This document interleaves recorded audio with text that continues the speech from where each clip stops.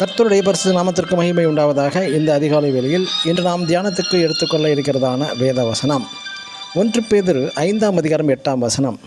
தெளிந்த புத்தி உள்ளவர்களாய் இருங்கள், விழித்திருங்கள். ஆமேன். உலகமே இன்று நவீன உலகமாக மாறிக்கொண்டிருக்கிறது.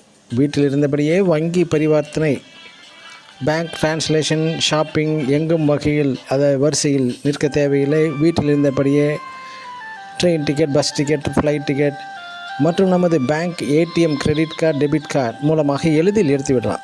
தற்போது அதைவிட அட்வான்ஸ் டெக்னாலஜியாக மைக்ரோசிப் அரிசி வடிவில் மாற்றி அதை நமது நெற்றியில் அல்லது வலது கை வழிப்புறத்திலும் பொருத்தி வெற்றி கண்டு விட்டார்கள். இந்த மைக்ரோசிப் அதுவாகவே ரீசார்ஜ் ஆகிவிடும். பேட்டரி நமது உடல் சூட்டினால் ரீசார்ஜ் ஆகிவிடுகிறது. இது போன்றதான முத்திரையை நெற்றியிலாவது வலது கையிலாவது பயன்படுத்துவார்கள் என்று சுமார் 2000 வருடத்திற்கு முன்பாக நமது பரிசுத்த வேதத்தில் வெளிப்படுத்தல் விசேஷம் 13ஆம் அதிகாரம் 16, 18 வசனங்களில் எழுதப்பட்டுள்ளது. இன்று இந்த மைக்ரோசிப் அரிசி வடிவில் இப்பொழுது இந்த பொருளை இந்த உலோகப் பொருளை மோட்டோரோலா கம்பெனி வருடத்திற்கு பல 100 கோடி உற்பத்தி செய்து வருகிறது. இவை யாவுமே அந்திகிறிஸ்து வருகைக்கு முன்பு நடந்து ஆக வேண்டும்.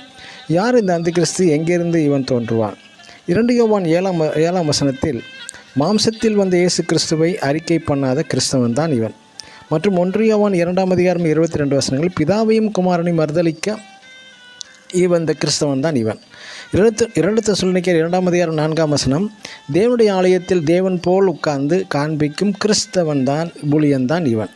2 தெசலோனிக்கேயர் 2ஆம் அதிகாரம் 9, 10 வசனங்களில் பொய்யான அடையாளங்கள், அற்புத அடையாளங்கள் என்ற பெயரில் குறி சொல்லுபவன் இவன், கிறிஸ்தவன் தான் இந்த ஊழியன். ஆமேன். மற்றும் தானியேல் 7ஆம் அதிகாரம் 25ஆம் வசனத்தில் உன்னதமானவருக்கு விரோதமாய் பேசுபவன், காலங்களையும் பிரமாணங்களையும் மாற்ற நினைப்பவனே இந்த அந்திகிறிஸ்து. எனக்கு அருமையான தேவனுடைய ஊழியர்களே, தேவனுடைய பிள்ளைகளே, இது போன்ற தோற்றமுடைய கிறிஸ்தவனை, ஊழியக்காரனை மற்றும் பென்டிகாஸ்ட சபைகளின் நோக்கம் அறிந்து இவைகளை விட்டு விடுவாயாக.